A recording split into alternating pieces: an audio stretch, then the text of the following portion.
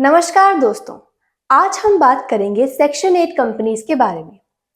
आज की वीडियो में हम आपको बताएंगे कि सेक्शन 8 कंपनी और बाकी कंपनीज में क्या फर्क होता है। तो जानने के लिए बने रहिए हमारे साथ। दोस्तों, इंडिया में अलग अलग तरह की कंपनी होती हैं, जैसे public limited company, private limited company, one person company, Nidhi company और सेक्शन 8 कंपनीज। सेक्शन 8 कंपनी का कॉन्सेप्ट काफी ज्यादा यूनिक होता है। इनका पर्पस पैसा कमाना नहीं होता, इनका पर्पस होता है सोशल वर्क को प्रमोट करना। तो आइए सबसे पहले ये जानते हैं कि सेक्शन 8 कंपनीज होती क्या है। इंडियन कंपनीज एक्ट 2013 के तहत सेक्शन 8 कंपनी एक ऐसी कंपनी है जो promotion of arts, commerce, science, research, sports, education, social welfare, religion, charity और प्रोटेक्शन ऑफ एनवायरनमेंट के पर्पस के लिए बनाई जाती है। इनका ऑब्जेक्टिव पैसा कमाना नहीं बल्कि सोशल वर्क को प्रमोट करना होता है। सेक्शन 8 कंपनी की कुछ खास बातें हैं जो इन्हें दूसरी कंपनी से अलग बनाती है। तो चलिए इन्हें डिटेल में समझते हैं। पहला, no minimum capital requirement. Section 8 company के लिए कोई भी मिनिमम कैपिटल रिक्वायरमेंट नहीं होती, आप इसे अपने अकॉर्डिंग रख सकते हैं। दूसरा, नॉन प्रॉफिट ऑब्जेक्टिव।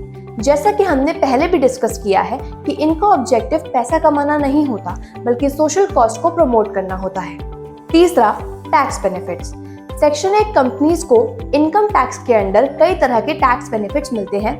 ये कंपनी डोनर्स को भी टैक्स बेनिफिट्स प्रोवाइड करा सकते हैं। चौथा है no dividend distribution. Section 8 company अपने मेंबर्स को डिविडेंड डिस्ट्रीब्यूशन नहीं देती। जो भी इनकम टैक्स होता है वो कंपनी के ऑब्जेक्टिव के लिए यूज होता है। पांचवा है लाइसेंस रिक्वायरमेंट। सेक्शन 8 कंपनीज को मिनिस्ट्री ऑफ कॉर्पोरेटिव अफेयर्स से लाइसेंस लेना पड़ता है जो इनके नॉन प्रॉफिट कैलेंडर को वेरीफाई करता है। अब चलिए सेक्शन 8 कंपनी को दूसरी कंपनी से कंपेयर करते हैं। ये कंपैरिजन आपको क्लियर पिक्चर देगा कि सेक्शन 8 कंपनी दूसरी कंपनी से अलग क्यों होती है। प्राइवेट कंपनीज का मेन ऑब्जेक्टिव प्रॉफिट कमाना होता है और इसके लिए एक मिनिमम कैपिटल रिक्वायरमेंट होती है।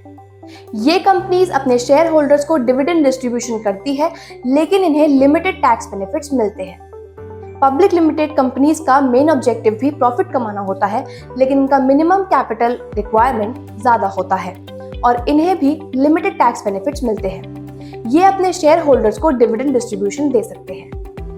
अब इन सबसे अलग बात करते हैं सेक्शन 8 कंपनीज की, जिनका मेन पर्पस नॉन प्रॉफिट और सोशल ऑब्जेक्टिव्स होता है।